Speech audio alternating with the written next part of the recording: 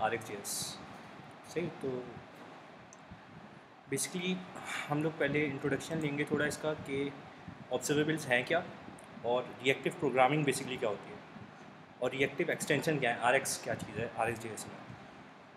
फिर उसके बाद हम ये देखेंगे कि RxJS के साथ हम ऑब्जर्वेबल्स कैसे यूज़ करते हैं और क्या एडवांटेज हमें देती है RxJS इसके साथ। फिर जो RxJS के हमारे बेसिक कॉन्सेप्ट्स हैं वो क्या क्या हैं, और ऑब्जर्वेबल्स इंटरनली फिर वर्क कैसे करते हैं, और हम अपना कस्टम ऑब्जर्वेबल बना के देखेंगे कि हम खुद उसके कैसे बना सकते हैं without any library.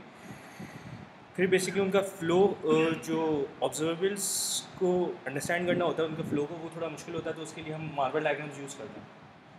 Marble diagrams देखेंगे हम, उसका स्ट्रक्चर क्या होता है, और बेसिकली मार्बल डायग्राम से हम उसका फ़्लो कैसे एक्सप्लेन करते हैं। फिर एक प्रॉब्लम जो डेटा स्ट्रीम को हैंडल करते हुए आता है वो डिस्कस करेंगे। तो स्टार्ट। सबसे पहले रिएक्टिव प्रोग्रामिंग क्या चीज़ है। कोई भी ऐसी प्रोग्रामिंग जिसमें हम डेटा स्ट्रीम्स के साथ कंसर्न करें, या डेटा स्ट्रीम पे कोई चेंज आ रहा हो तो उससे कंसर्न हो हमें, तो वो रिएक्टिव प्रोग्रामिंग बेसिकली कहलाती है। ज़रूरी नहीं कि वो सिर्फ एंगुलर में हो, वो नोड.js में भी हो सकती है, वो किसी भी तरह की डेटा स्ट्रीम हो सकती है। और उन सब के साथ बेसिकली जो हम प्रोग्रामिंग करेंगे वो रिएक्टिव प्रोग्रामिंग होगी। और अच्छा, रिएक्टिव एक्सटेंशन एक लाइब्रेरी है जो सिर्फ JS पे नहीं है, दूसरी लैंग्वेजेस पे भी है। उसका काम बेसिकली सिर्फ ये है कि डेटा स्ट्रीम्स पे ऑब्जर्वेबल पैटर्न्स के थ्रू वो हमें सपोर्ट दे और APIs प्रोवाइड करे। सी RxJS बेसिकली एक एक्सटेंशन है, रिएक्टिव एक्सटेंशन है जो रिएक्टिव प्रोग्रामिंग परफॉर्म कर रहा है, जो कि JS पे बना हुआ है। अच्छा, जो बेसिकली ऑब्जर्वर पैटर्न होता है वो कुछ सिमिलर होता है पब सब मैसेज सर्विस के, पब्लिश और सब्सक्राइब के ना। तो बेसिकली आपके पास एक ऑब्जर्वेबल है और उसके मल्टीपल सब्सक्राइबर हैं। जैसे उसके पास कोई डेटा स्ट्रीम से डेटा पुश होगा, अपडेट होगा, तो वो पुश करेगा अपने सारे सब्सक्राइबर्स को, और सब्सक्राइबर्स उस पर कुछ एक्शन परफॉर्म करेंगे। तो ये बेसिकली पुश अप्रोच पे काम करता है रेदर देन पुल अप्रोच। पुल अप्रोच क्या होती है बेसिकली कि जो सब्सक्राइबर हैं आपके, वो डेटा पुल करें ऑब्जर्वेबल से और अपने पास डेटा अपडेट कर लें, सही। लेकिन जब ऑब्जर्वेबल के पास फिर से अपडेट होगा तो सब्सक्राइबर को फिर से पता नहीं चल सकता। तो बेसिकली ये पुश अप्रोच पे काम कर रहा होता है। अच्छा, लेकिन सिर्फ पब सब सर्विस के अलावा इसके पास और भी कैरेक्टरिस्टिक्स हैं रिएक्टिव एक्सटेंशन के पास। तो सबसे पहली जो है ना कि जब आप डेटा स्ट्रीम से प्रोसेस कर रहे हो तो सबसे पहले जो इसकी चीज़ है वो ये है कि ये नॉन ब्लॉकिंग है और एसिंक्रोनस के साथ डील करेगी बेसिकली। लेकिन आप इसमें सिंक्रोनस भी कर सकते हो अगर आपकी स्ट्रीम बिल्कुल डिफाइन है तो। अच्छा, RX रिएक्टिव एक्सटेंशन बेसिकली एक हमें API प्रोवाइड करेगा।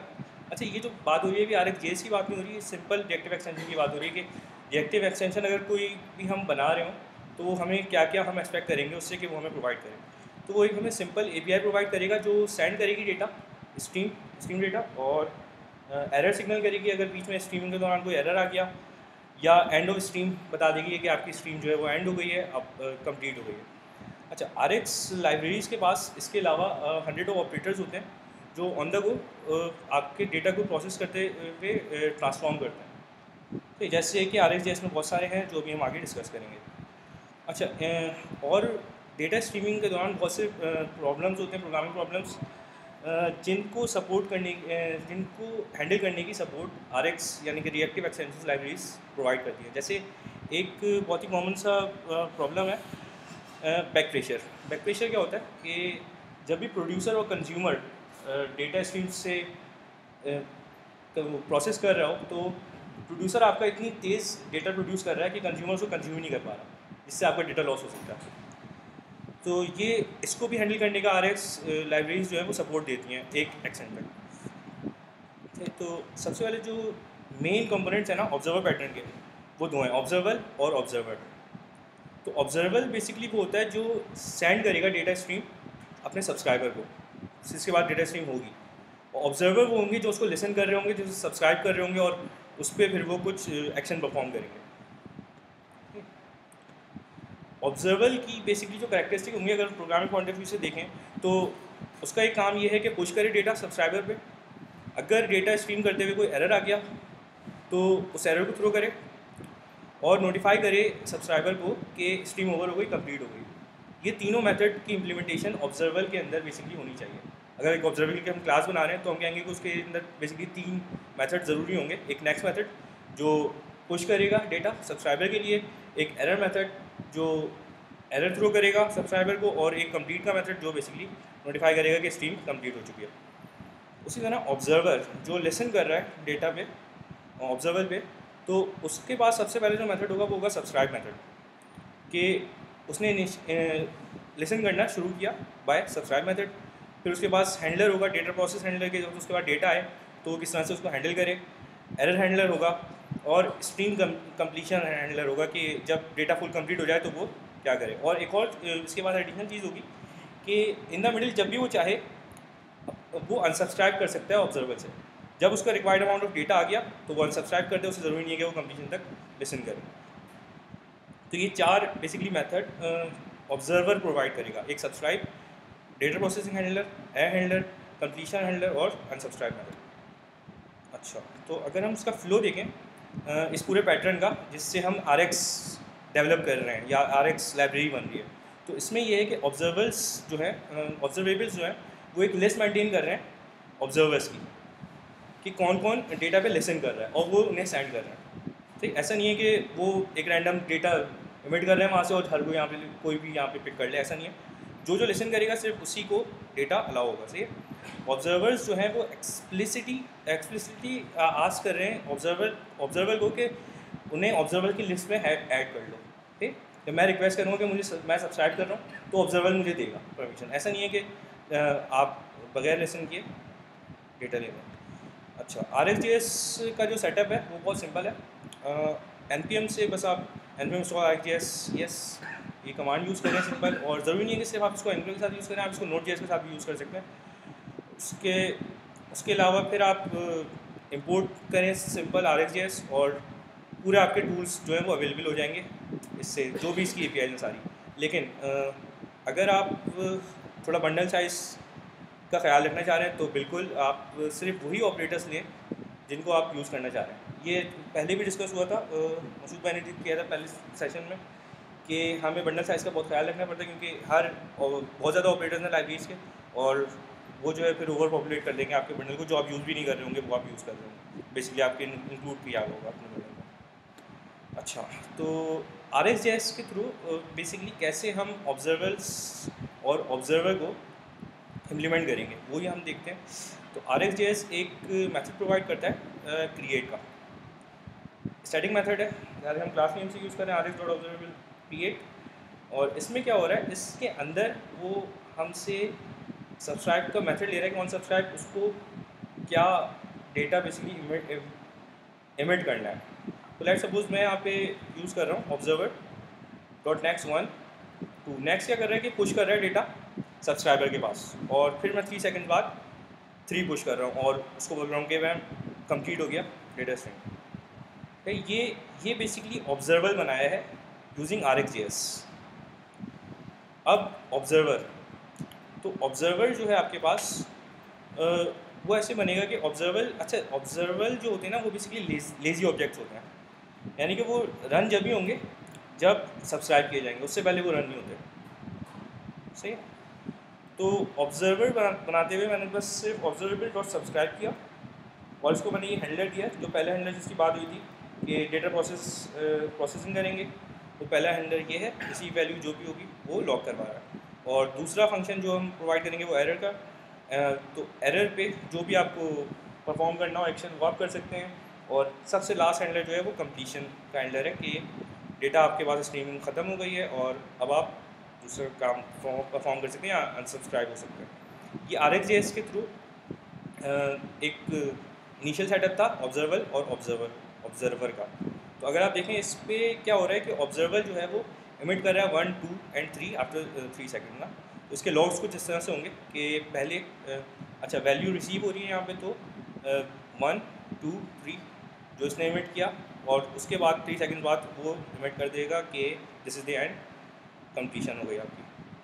अच्छा, इसमें जो दूसरी चीज़ हमारी डिस्कस हुई थी वो हुई थी कि एरर केस, अगर एरर थ्रू हो जाता है तो एरर फंक्शन रन होगा। उसमें क्या होगा, उसमें ऑब्जर्वर कुछ इस तरह का होगा कि लेट सपोज कुछ भी प्रोसेसिंग की उसने बीच में और एरर आ गया, तो ऑब्जर्वर जो है ऑब्जर्वर डॉट एरर करके एरर थ्रो कर सकता है, जो जहाँ पे लिसन होगा हमारे सब्सक्राइबर पे एरर मेथड पे। सही। तो अच्छा, ये जो इनिशियल सेटअप किया है ऑब्जर्वर का, इसमें कुछ भी एक्शन परफॉर्म नहीं हो रहा, डायरेक्ट वो एरर थ्रो कर रहा है। तो बेसिकली कोई भी डेटा प्रोसेसिंग हैंडलिंग नहीं होगी, डायरेक्ट एरर का कॉलबैक चलेगा और वो आगे की जितनी भी स्ट्रीमिंग है वो रुक जाएगी। अच्छा, एक और चीज़ जो हमारी बात हुई थी पूरे पैटर्न में वो थी अनसब्सक्राइब की। सही है, डेटा हैंडलिंग, एरर, कंप्लीशन और अनसब्सक्राइब। ऑब्जर्वर बेसिकली जो हमने ऑब्जर्वर बनाया वो अब यहाँ पे ये कर रहा है कि आफ्टर 5 सेकेंड्स वो कोई भी डेटा एमिट कर रहा है, dot dot dot suppose emit कर रहा है। और अच्छा, एक और चीज़ जो हमें ध्यान में रखनी होती है कि ऑब्जर्वर जब भी जो भी चीज़ रिटर्न करेगा ना, वो अनसब्सक्राइब के पोस्ट पे चलेगी, बेसिकली मेथड चलेगा वो वाला।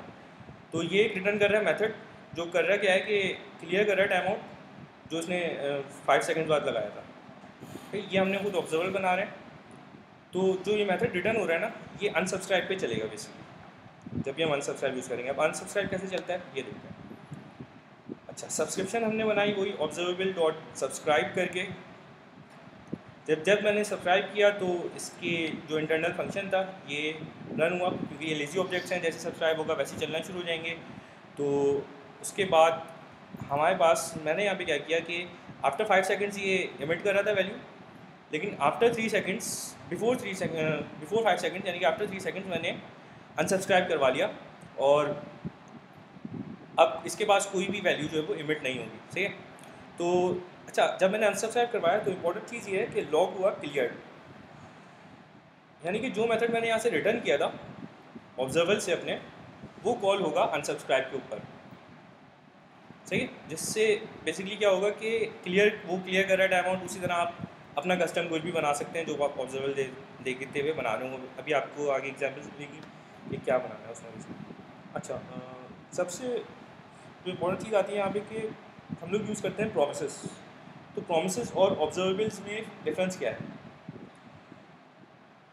तो सबसे पहला जो डिफरेंस है ना प्रोमिसेस और ऑब्जर्वेबल्स में, वो ये है कि प्रोमिसेस सिर्फ सिंगल वैल्यू इमिट कर सकते हैं, वो स्ट्रीम्स पे काम नहीं कर सकते। वो सिंगल वैल्यू इमिट करेंगे और उनका काम ख़त्म, दैट्स इट। ऑब्जर्वेबल्स में ये है कि अब वो मल्टीपल स्ट्रीम्स पे काम कर रहा है, तो वो at a period of time वो इमिट कर सकता है मल्टीपल वैल्यूज़। उसी तरह प्रोमिसेस जो है वो लेजी नहीं होते, यानी कि जब आप उसको एग्जीक्यूट करोगे वो फ़ौरन हिट कर देंगे। लेट्स सपोज आप कोई HTTP रिक्वेस्ट कर रहे हो यूजिंग प्रोमिस, तो वो फ़ौरन हिट कर देगी। जबकि ऑब्जर्वेबल्स जो हैं वो लेजी होते हैं, यानी कि आप अगर ऑब्जर्वेबल बना के अपने कोड में रख रहे हो किसी सर्विस में, तो अनलेस आप उसको सब्सक्राइब नहीं करो वो HTTP रिक्वेस्ट नहीं करेगा। प्रोमिसेस कैंसिल नहीं हो सकते क्योंकि सिंगल टाइम रन है, एक बार चल गया बस, कैंसिल नहीं हो सकता फिर से। लेकिन ऑब्जर्वेबल्स आप कैंसिल कर सकते हो बीच में, क्योंकि मल्टीपल वैल्यूज इमिट कर रहा है, तो आप उसको अनसब्सक्राइब करो और वो कैंसिल हो जाएंगे। अच्छा, अब बेसिकली इनिशियल जो एसेंशियल कॉन्सेप्ट्स हैं ना RxJS के, वो क्या है? जैसे कि अभी डिस्कस हुआ, मेन कोर्स चीज़ तो ऑब्जर्वेबल्स हैं, फिर ऑब्जर्वर्स, फिर सब्सक्रिप्शन, फिर उसके बाद ऑपरेटर्स इसके जो ये प्रोवाइड कर रहा है ट्रांसफॉर्मेशन वगैरह के लिए, और फिर सब्जेक्ट। अच्छा, सब्जेक्ट क्या है? सब्जेक्ट एक अलग बेसिकली फीचर है जो एट अ टाइम ऑब्जर्वर भी है, ऑब्जर्वर भी है, अभी इसको आगे डिस्कस करेंगे। फिर इसमें एक कॉन्सेप्ट है शेड्यूलर्स का। वन बाय वन देखते हैं कि ये चीज़ें हैं क्या। अच्छा, RxJS जो है वो बहुत सारे कैटेगरीज के ऑपरेटर्स प्रोवाइड करता है बाय डिफ़ॉल्ट, जिससे हम यूज़ करके ट्रांसफॉर्मेशन वगैरह अप्लाई कर सकते हैं, जैसे हमारे पास डेटा रिसीव होता है उस पर। अच्छा, उसमें creating, transformation, filtering, multicasting, error handling, utility, different जो है वो ऑपरेटर्स होते हैं। सारे हम लोग नहीं रिव्यू करेंगे, वो सारी डॉक्यूमेंटेशन होगी आपकी RxJS की साइट पे, वहाँ से आप सारे कर सकते हैं। हम कुछ डिस्कस करेंगे कि एक बेसिक कॉन्सेप्ट डेवलप हो जाए कि ऑपरेटर्स हैं क्या और किस तरह से यूज़ होंगे।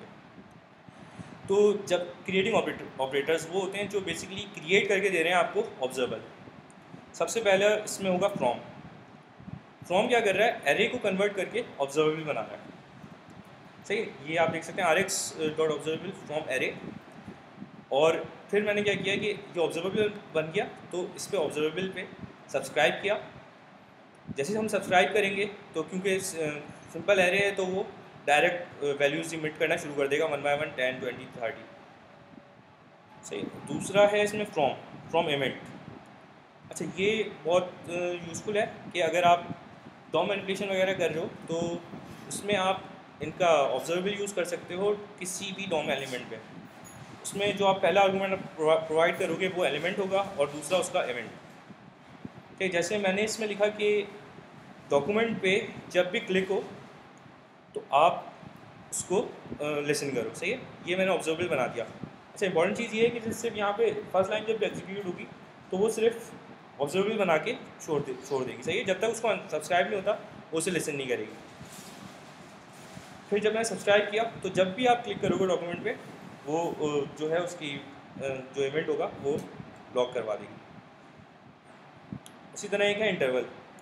इंटरवल क्या करता है कि आपने उसको बोला कि एट आफ्टर 1000 ms आप कुछ वैल्यू एमिट करो।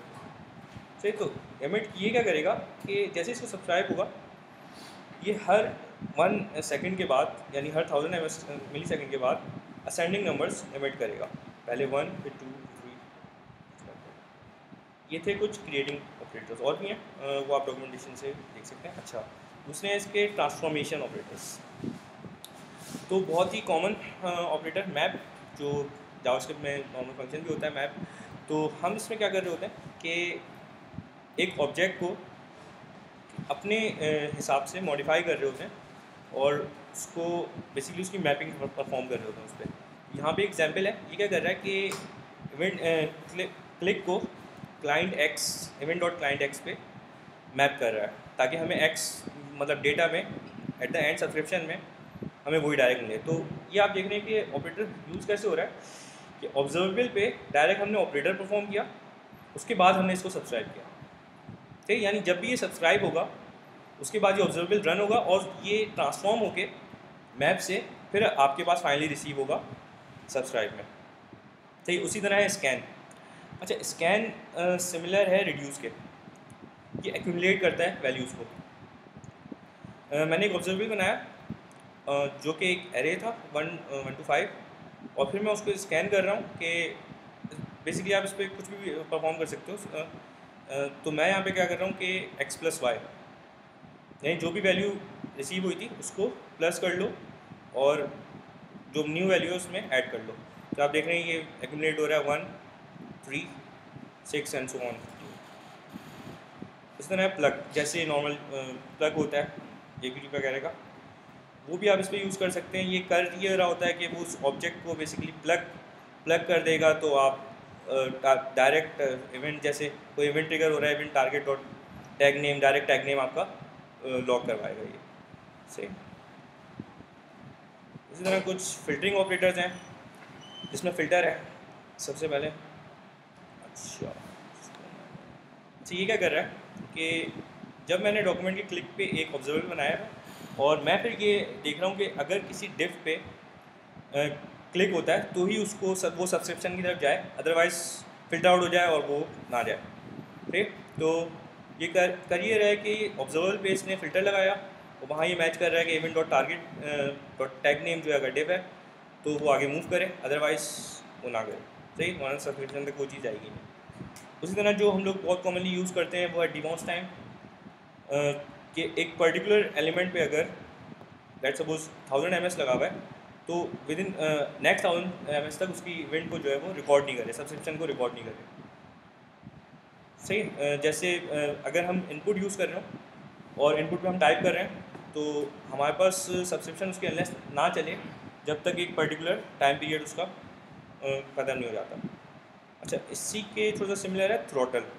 थ्रॉटल क्या करता है, उसने एक पीरियड दिया हुआ है कि इन दैट पर्टिकुलर पीरियड आप एक इवेंट रिकॉर्ड करो। सही, ये थ्रॉटल एज एन आर्गूमेंट पूरा ऑब्जर्वेबल लेता है, ऑब्जर्वेबल फंक्शन लेता है। और अच्छा, ये भी क्या कर रहा है कि क्लिक इमिट होंगे by this throttle at most 1 click per second, यानी हर 1 सेकंड में सिर्फ एक ही क्लिक को ये ट्रैक करेगा, अदरवाइज ये बाकियों को इग्नोर कर देगा। अच्छा, तो अब हम देखते हैं कि यार ऑब्जर्वेबल डॉट फ्रॉम जो हमने देखा कि एरे ले रहा था, और एरे लेके वो बेसिकली क्या कर रहा था कि उसको नेक्स्ट में इमिट करवा रहा था और उसे ऑब्जर्वेबल बना रहे थे। तो उसको अगर हम खुद देखें कि हम लोग खुद किस तरह से बना पाएंगे अपने मतलब विदाउट RxJS, तो ऑब्जर्वेबल की हमारे पास एक क्लास है जो बेसिकली हमने एक फंक्शन बनाया ऑब्जर्वेबल, उसके अंदर एक मेथड दिया हुआ है सब्सक्राइब। अच्छा, उसके अंदर एक हम लोग यूज़ कर रहे हैं मेथड फ्रॉम, जो बेसिकली कर ये रहा है कि एक ऑब्जर्वेबल रिटर्न करेगा। ठीक है, और जैसे कि ऑब्जर्वेबल डॉट फ्रॉम लेता है इनपुट हमारे पास एरे, तो वो एरे लेगा और उसको रिटर्न करेगा।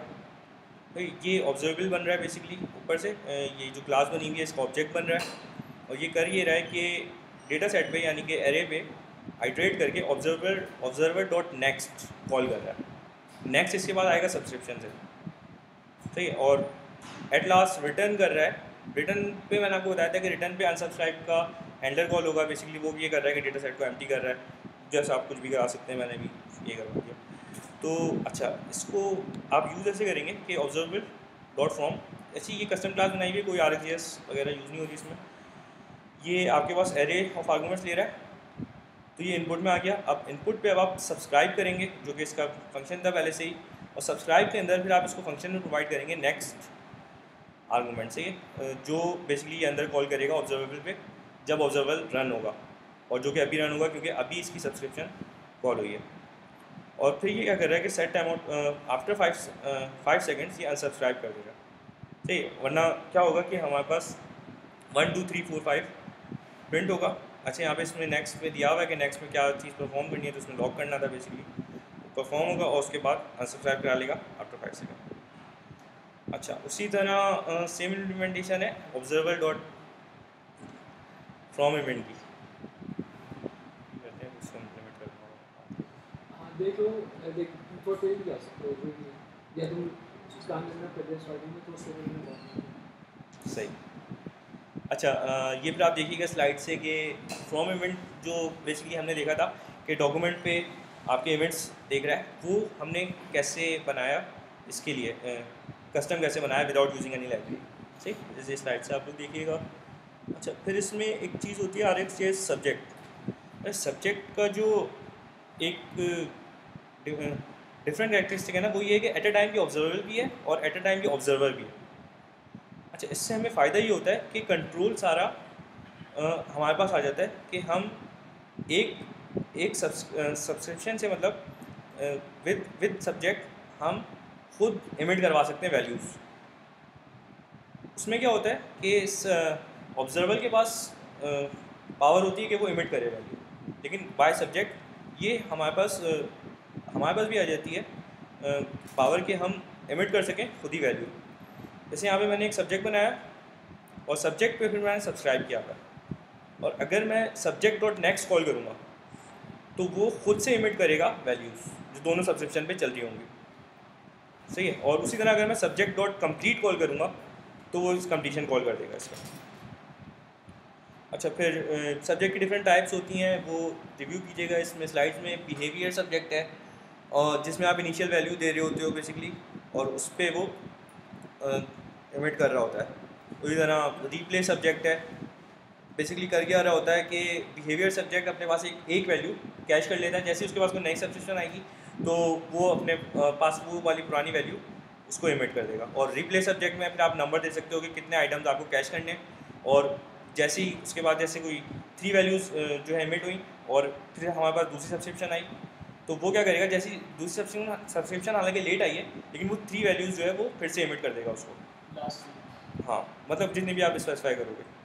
ठीक है, उसी तरह एसिंग सब्जेक्ट है। अच्छा, एसिंग सब्जेक्ट क्या करता है कि ये सिर्फ लास्ट वैल्यू इमिट करता है, बाकी जितनी भी इसके पास प्रोसेस हो रही हो वो उसे कंसीडर नहीं करता।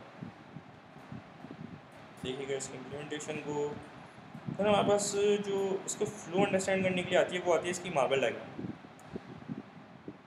तो मार्बल डायग्राम में बेसिकली क्या होता है, पूरी एक टाइमलाइन चल रही होती है, और ये जो पूरी लाइन है ये पूरी टाइमलाइन है, जिस पे डेटा इमिट होगा, और ये सारे आइटम्स जो हैं वो ऑब्जर्वेबल इमिट कर रहा है, सही। और ये जो लाइन है एंड में, ये एड्रेस कर रही है कि डेटा इमिशन जो है वो कंप्लीट हो चुका है, सही है। और ये बीच में जो ऑपरेटर है आपका, ये आपका बेसिकली जो आर के ऑपरेटर की बात होती है, जो ट्रांसफॉर्मेशन परफॉर्म कर रहे हैं वो है, सही है।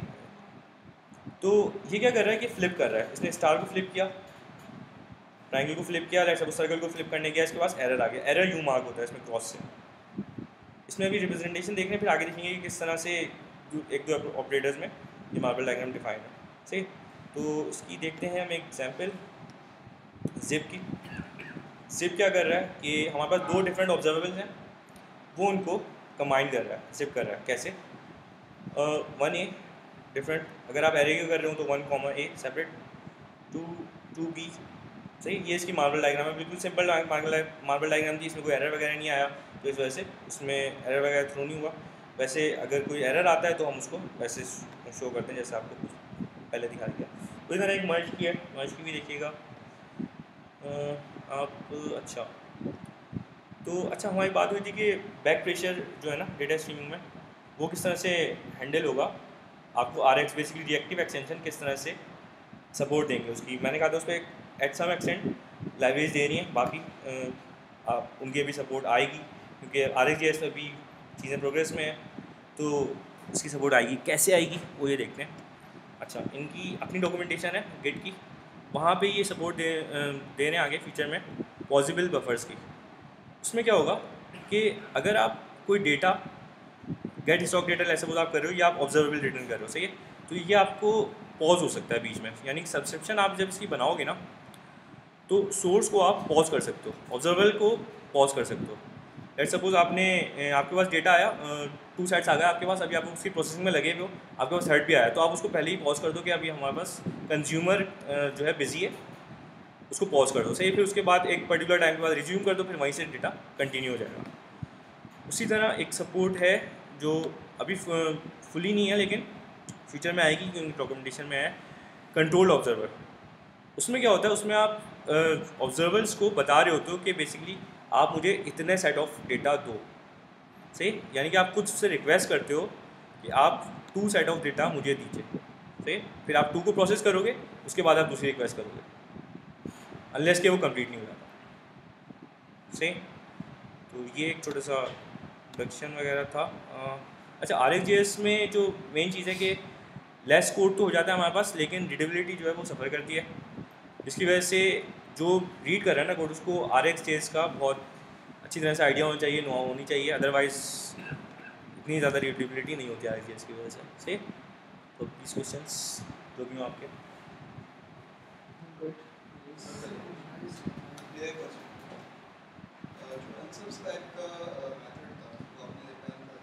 हाँ,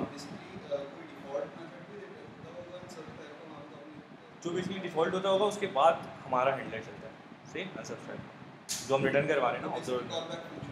हाँ,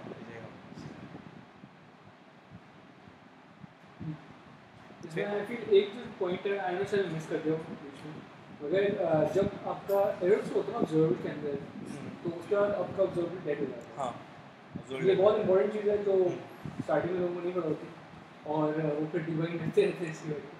तो उसका स्पेशली आपको ऐसी चीज़ है ना, फिर यहाँ पर आपने कोई स्ट्रीम बनाई हुई जिससे डेटा कंटिन्यूसली आ रहा है, तो यहाँ पर आपने यूज़र अपडेट्स देख रहे हैं या फिर ऑथेंटिकेशन अपडेट्स देख रहे हैं, और कहीं किसी पॉइंट पर ऑथेंटिकेशन फेलियर हो जाता है, तो वो आपका फिर डेड हो जाता है, वो आपको इनिशियलाइज करना पड़ता है।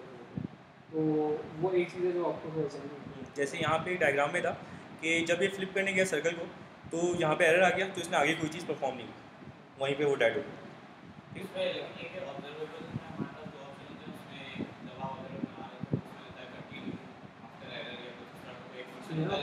वो ट्राई, हाँ, लेकिन ये ऑप्शन हमारे पास सब्जेक्ट में है, तो अगर सब्जेक्ट जो है वो एरर शो करता है तो फिर आपके पास उसको रीइनिशियलाइज करने के अलावा और वो बेसिकली रिट्राई कर रहा होता है, वो फिर से सब्सक्रिप्शन बनाता है और फिर देखते हैं। रिट्राई का मेथड है जो इसको उसमें एरर मेथड की सपोर्ट में है इसके लिए। इसमें एक और साइड तुम डाल सकते हो ना, वही उसकी हॉट एंड कोल्ड ऑब्जर्वेबल्स। हाँ, हॉट एंड कोल्ड ऑब्जर्वेबल्स तो मैं सजेस्ट करूँगा कि जो स्टार्टिंग में जो बेसिक साइड्स ना, हाँ, वो थोड़ी कम कर दो, सही। और ये वाली थोड़ी डाल दो, और वो जो ऑपरेटर्स वो वाली चीज़ें वो ज़्यादा इंपॉर्टेंट है, वहाँ से शुरू कर दो और बीच में फिर इसको भी थोड़ा डाल दो हॉट एंड कोल्ड को, तो ये भी बड़ा इंपॉर्टेंट कॉन्सेप्ट है ऑब्जर्वर में, जो मैं ज़्यादा नहीं देख रहे थे, मगर वो डिपेंड करता है किस तरह एक ऑब्जर्वर को शेयर करा दो, ठीक है ना। हॉट एंड कोल्ड से उस तरह होता है, तो यूजुअली जो हम लोग चाह रहे होते हैं, हम ये चाह रहे होते हैं कि जब फॉर एग्जाम्पल मैंने एक रिक्वेस्ट की है और उसको 5 लोग सुन रहे हैं, तो वो एक ही रिक्वेस्ट हो गया और 5 लोगों को इन्फॉर्मेशन मिल जाएगी। हम ये भी चाह सकते हैं कि भाई अगर 5 ऑब्जर्वेबल्स सुन रहे हैं तो 5000 रिक्वेस्ट को उस 5 को लगने में निकाल, ठीक है ना। तो वो डिपेंड करता है उससे, तो आई फील वो भी एडवांस चीज़ होगी जो उसको